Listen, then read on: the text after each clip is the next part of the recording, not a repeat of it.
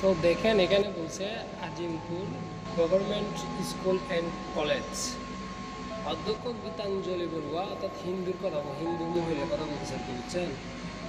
পদত্যাগের দাবিতে মিছিলে নেমেছিল ছাত্রীরা, কিন্তু গীতাঞ্জলি বড়ুয়া ভাড়াটিয়া কয়েকজন ছাত্রলীগ নেত্রী, এরা ভাড়াটিয়া ভাড়া করছে, বুঝছেন?